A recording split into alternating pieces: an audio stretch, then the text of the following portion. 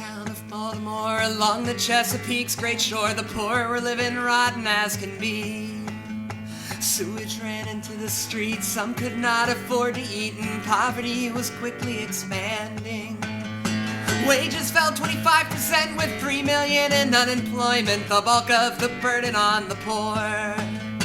No B&O was profit-bound, the bosses cut the wages down, the workers wouldn't take it anymore.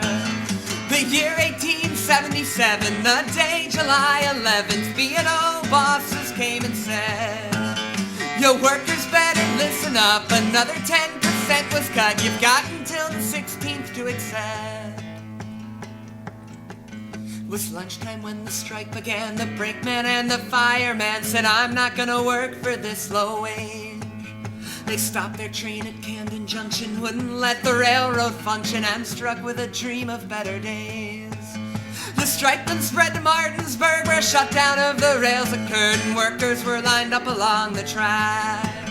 Said, "We're not working for the boss no more, we're working for ourselves, the poor, and we are gonna take our wages back." The governor sent in troops to stop it, protecting the railroad profit, but they were outnumbered by the crowd. So President Hayes sent troops to fight, shot a man and broke the strike, and strike breakers rolled those engines out.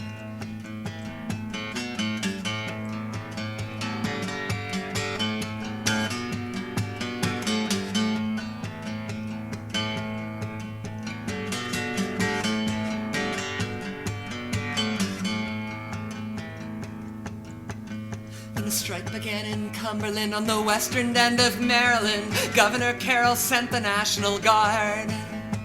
They were set to board their train at the Camden station. On the 20th of July they would depart. That Baltimore evening, Big Sam told the streets were filled with people who knew the workers needed their support. The 5th and 6th Regiment were ordered by the government to get to Camden station and report. The 6th Regiment came out, met by rocks from all around. They charged with their guns all lowered down. They fired on the angry mob, pushed on through and marched along, with 10 lying dead upon the ground. The 5th Regiment advanced with speed, but right across Madison Street on Utah Street there stood a great surprise. Armed with sticks and rocks and more, the people of Baltimore were waiting for them under darkened skies. They clashed and soldiers charged ahead, rushing with their bayonets, injuring any in their way. And blood and smoke were in the air, resistance was everywhere, and Baltimore was rising from its chains. And women threw rocks and bricks from windows of apartments and fought with strength that many would admire. Indeed, it was a bloody night. The people held the bloody strike. The soldiers pushed and stabbed and fired. When they finally got to Camden Street, half the guard had mutinied and 15,000 people had turned out. They yelled and fought and cheered and clapped, burned railroad cars and tore up track and shut Camden Station down. Now stuck inside the station house was Governor Carroll himself, with Mayor Latrobe and a bunch of cops. They told President Hayes the news. He summoned up more federal troops to bring the insurrection to a stop. The crowd dispersed and soldiers came, but still they couldn't run the trains, though the crowd was no longer there. The strike had spread up west and north, from Baltimore to Pittsburgh. Rebellion was erupting everywhere.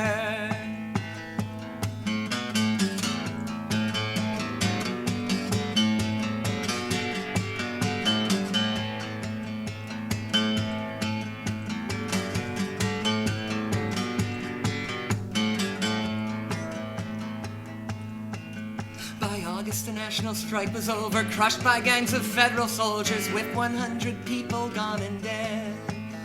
A government sworn to uphold change could have made a living wage, but gave the crowd the bullets instead.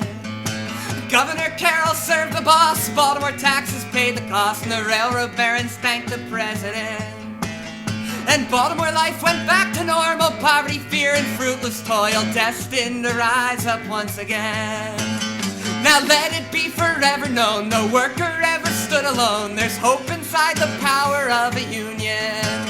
So take a stand and join the fight. The same one fought that glorious night, July 20th, 1877.